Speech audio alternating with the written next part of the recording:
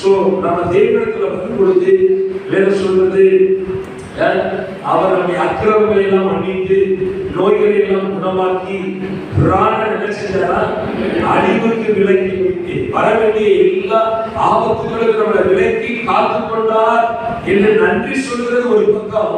ஆனா அந்த ஜீவனை விலக்கி காத்துக் கொள்வதற்காக அவர் எனக்கு கொடுத்த முதல் அந்த ஜீவனை விலக்கி காத்துக் கொள்வதற்கு எனக்கு காமிச்ச அந்த குணம் என்னன்னு சொன்ன மன்னிப்பு. அல்லேலூயா, ஆமென். மன்னிப்பு என்பது ஒரு கிறிஸ்துவனுடைய அடிப்படை ஆணிவேர் மாதிரி. அன்புக்கு அடுத்து மன்னிப்பு தான். அதனால அந்த அன்பு என்ற வார்த்தை நம்ம மேல அவர் வச்சிருக்கிற அன்பு தான் எல்லாவற்றையும் மன்னித்து ஏற்றுக்கொள்கிறது.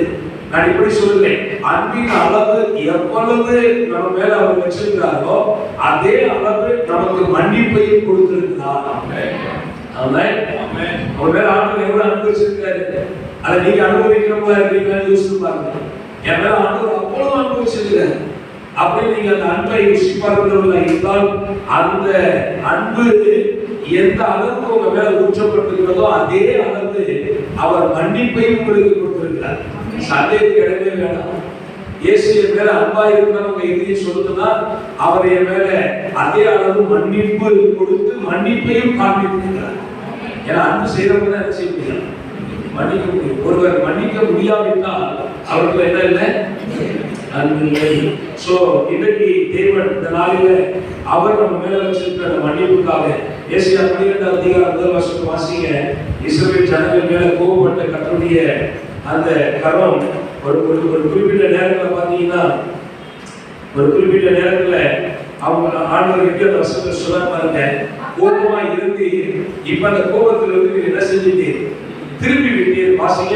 அக்காலத்திலே நீ சொல்லுவது, கர்த்தாவே, நான் உம்மை துதிப்பேன். நீர் என் மேல் கோபமாய் இருந்து ஆனாலும் உம்முடைய கோபம் நீங்கிற்று. நீர் என்னை தேற்றுகிறீர். உம்முடைய கோபம் என்ன செஞ்சிருச்சு, நீங்கி விட்டது.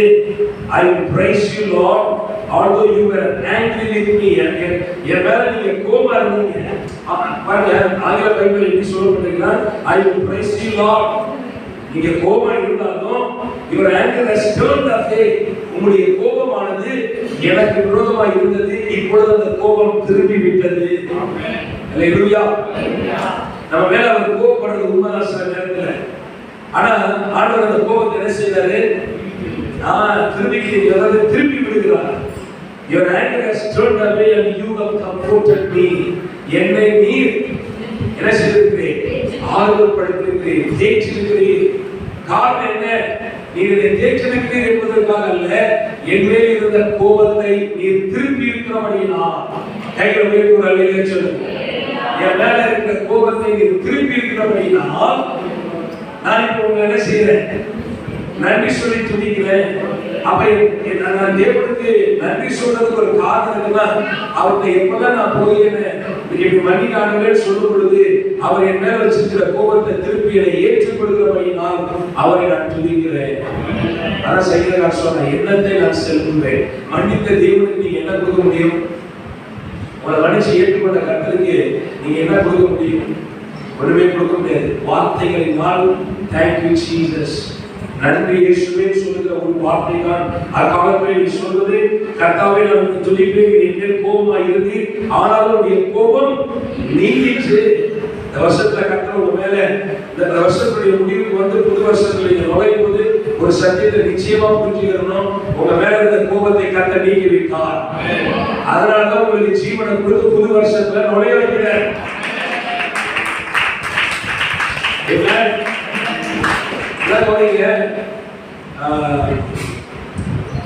ஒரு வீட்டுல உங்களுக்கு வேலைக்கு வரும்போது ஏதாவது வாங்கிட்டு வராதுனால நீங்க புரிஞ்சுக்கலாம், அவர் மேல என்ன இருக்காரு, சந்தோஷமா இருக்கிறாரு அர்த்தம். ஏதோ வாங்கிட்டு வர்றாரு, நீங்க வாங்கிட்டு வர சொல்ற பிறகு அவர் வாங்கிட்டு வர்றாருன்னா என்ன எப்படி இருக்கிறான்னு அர்த்தம், உங்களை குறிச்சு வேலை இருக்கிறான்னு அர்த்தம். நம்ம எதுவுமே சொல்லாம வாங்கிட்டு வர புருஷன் இருக்கான்னு பாருங்க, அவங்க குடும்பத்தை ரொம்ப நேசிக்கிறாங்கன்னு அர்த்தம். அவங்களுக்கு ஒரு படி மேல போய் சில புருஷன்மார்கள்லாம் கம்ப்ளீட்டா டாப் டு பாட்டம் வரைக்கும் எல்லா வேலையும் அவங்க தான் செய்யறாங்க. அதுக்கு காரணம் என்ன? அவங்க தொக்குன்னு நினைச்சா செய்யறாங்க.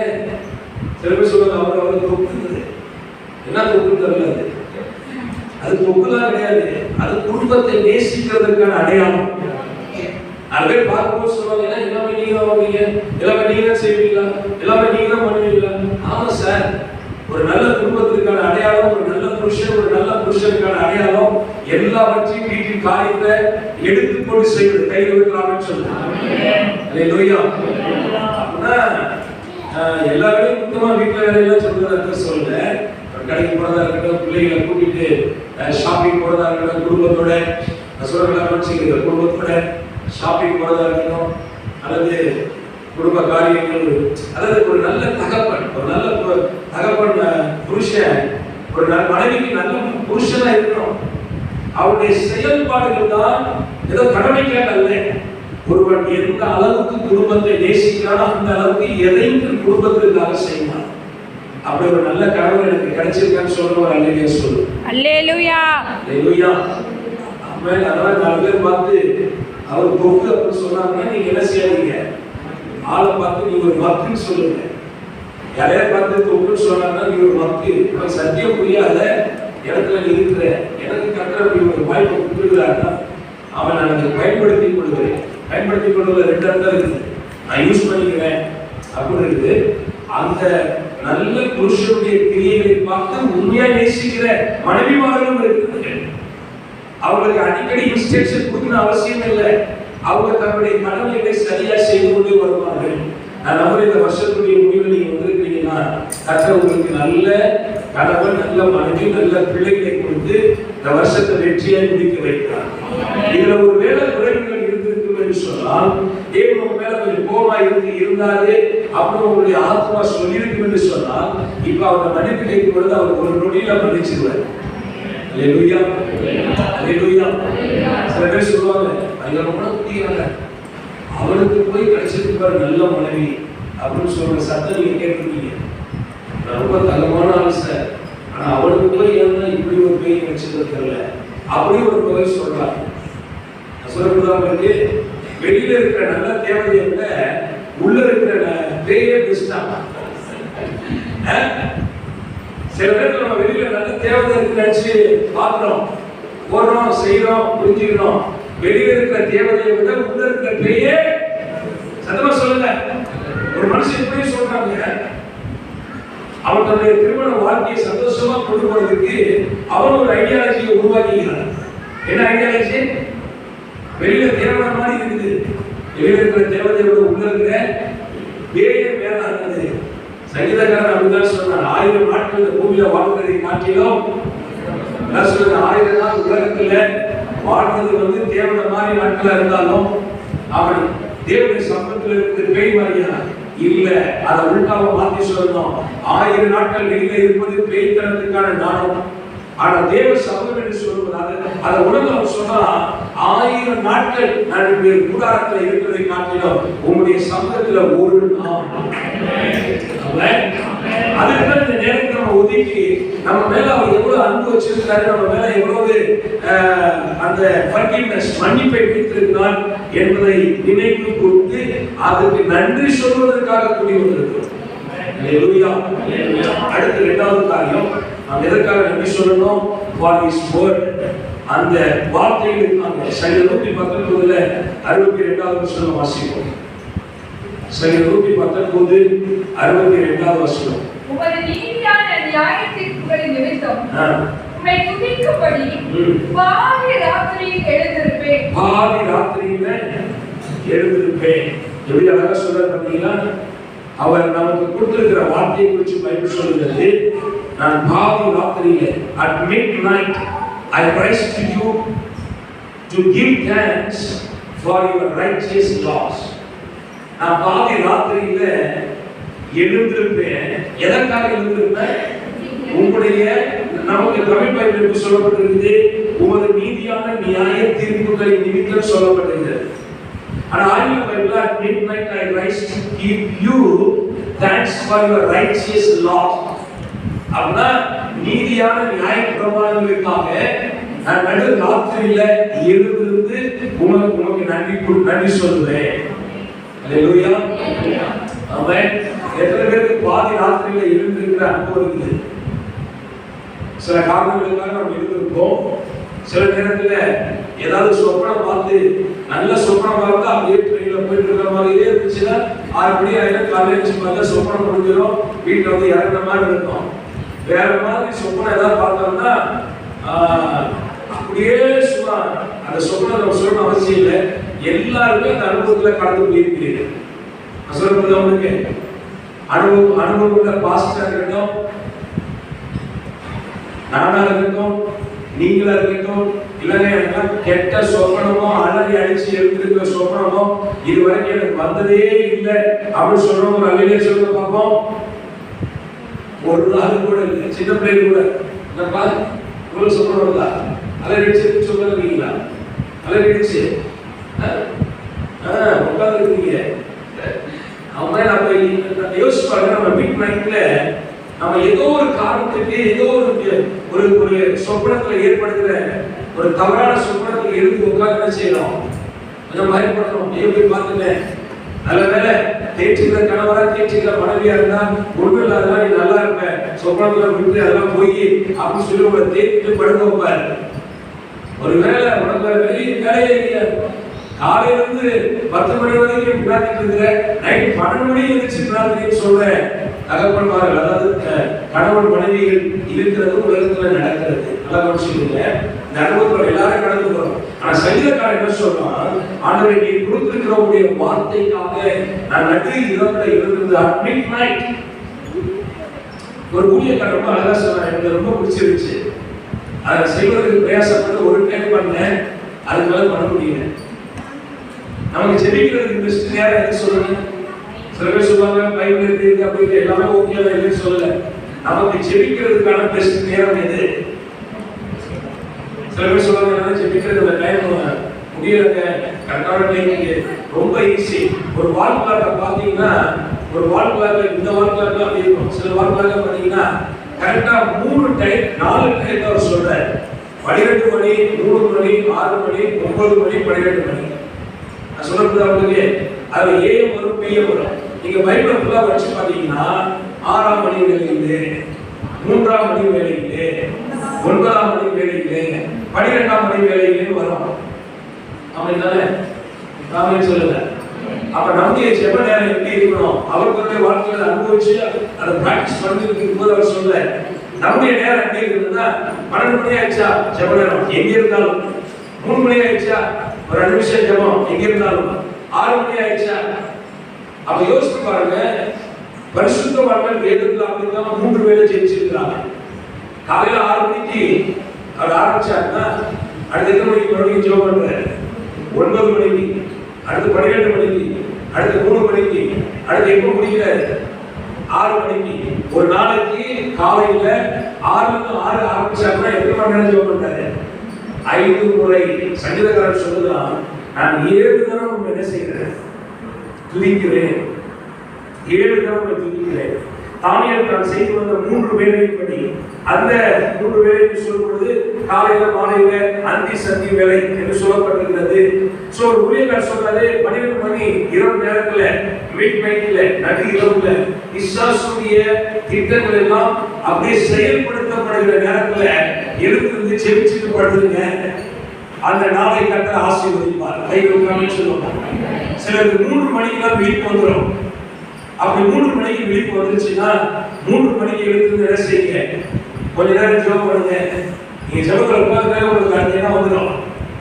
அல்லேலூயா. சொல்லுங்க அல்லேலூயா. தூக்கமே வரல அப்படி சொல்லி பயன்படுத்திட்டு உட்கார்ந்து ஜெபம் பண்ண போனான்னு சொன்னா அந்த இடமும் வராது. ஆனா நல்ல ஜெபம் பண்ணணும் போய் உட்கார்ந்து உடனே நமக்கு சொல்லாமலே வருகிற ஒரு அற்புதமான ஒரு காரியம் அது. அப்படி தூங்கிக்கிட்டே சில பேர் சொல்லுவாங்க, கர்த்தர் பிரியமானவர்களுக்கு என்ன செய்யறார்? எத்தனை கிடைக்கிறார்? நமக்கு நல்ல தூக்கம் வரும்னு சொல்றதுக்காக 2 வசனத்தை பிடிச்சி வச்சுக்கிட்டு கர்த்தர் எங்களை பிரியமா இருக்கிறான்னு சொல்ல முடியாது. அவன் அடுத்து 6 மணிக்கு ஒரு மணிக்கார் சொன்னார், நம்மளாம் 5 மணிக்கு எழுந்திரிச்சு ஜெபிக்க முடியாதுன்னு பரவாயில்ல, 6 மணிக்கு காலையில் எழுந்திரிச்சு நீங்க உண்மையா ஜெபம் பண்ணுங்க. அதுவே உங்களுக்கு ஆசீர்வாதமான ஜெப நேரமாய் மாறிவிடும். ஆக மொத்தம் எப்படியோ 12, 3, 6, 9 இதை மனதில் வைத்துக் கொள்ளுங்கள். இந்த 4 டயத்துக்குமே ஏஎம்ஓ பிஎம்ஓ வேதத்தின் அடிப்படையில் சில காரியங்கள் நடந்துகிட்டே இருக்குது.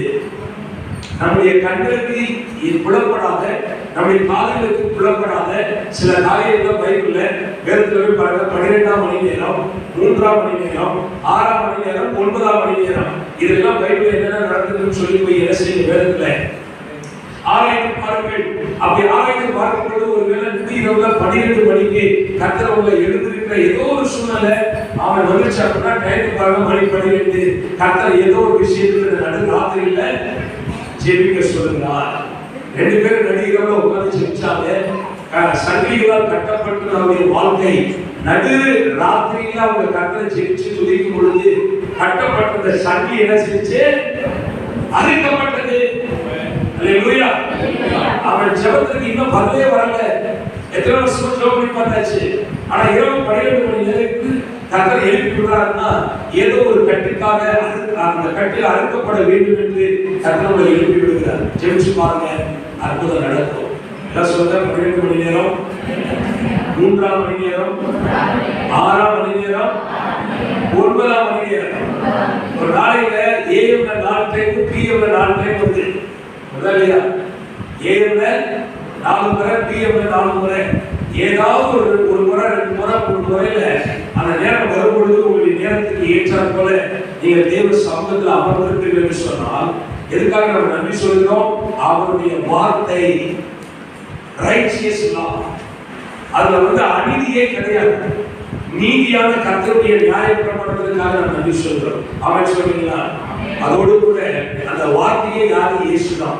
நீங்க ரோமர் 8ஆம் அதிகாரம் 32ஆவது வசனம் நினைக்கிறேன்.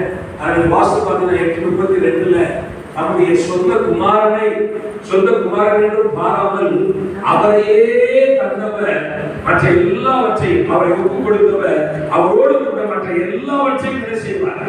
தந்தருவார். அவர் 2 விஷயம் நல்லா புரியுது. அவருடைய வார்த்தையை கர்த்தர் எனக்கு கொடுத்தார். அந்த வார்த்தை பிற்காலத்துல இயேசுவாக, இயேசுவை எனக்காக கொடுத்தாரு. அப்புறம் நன்றி சொல்றதுக்கு என்ன இருக்குது? இந்த வருஷம் முழுவதும் கர்த்தர் எனக்கு வார்த்தையை கொடுத்தார், இயேசுவை கொடுத்தார். அந்த இயேசு கிறிஸ்து மூலமாக எனக்கு திரளான அற்புதங்களை கொடுத்திருக்கிறார். எல்லா கையில உயிர்களை சுதந்திரமானது. இந்த வருஷம் முழுவதும் கர்த்தர் உங்களுக்கு பாராட்டினேன். அவன் அந்த நன்மையாகிய இயேசு கிருபையும் பாக்கியமும் உண்டாயிருக்கும், நன்மையும் பாக்கியமும் உண்டாயிருக்கும். அந்த நன்மை எது? இயேசுதான். அந்த பாக்கியம் எது? கர்த்தருடைய வார்த்தை தான். இந்த நன்மையும் பாக்கியமும் இந்த வருஷத்துல, இந்த 2023ஆம் ஆண்டுல கர்த்தர் நமக்கு பல நேரங்களில் கொடுத்திருக்கிறார்கள். கையில உயர்ந்த வார்த்தைகளுக்காக ஆண்டவரே நன்றி அப்பா. சொல்லி நன்றி. எனக்கு ஏற்ற சூழ்நிலைகள் இல்லை. எனக்கு எப்பெல்லாம் வார்த்தை தேவையோ, எப்பெல்லாம் உங்க குமாரனுடைய சத்தம் தேவையோ, அப்பெல்லாம் எனக்கு உங்க வார்த்தையை கொடுத்தீங்க. அப்பொழுதெல்லாம் எனக்கு உங்களுடைய குமாரனுடைய சத்தத்தை கொடுத்தீங்க. அந்த குமாரனிடத்தில் எனக்கு என்னுடைய ஜீவன் பரிபூர்ணப்படும்படி என் ஜீவனை பரிபூர்ணப்படுத்துகிறீர்கள். ஸ்தோத்திரம். இயேசுவின் நாமத்தில் ஜெபிக்கிறோம். எங்கள் ஜீவனுள்ள நல்ல பிதாவே.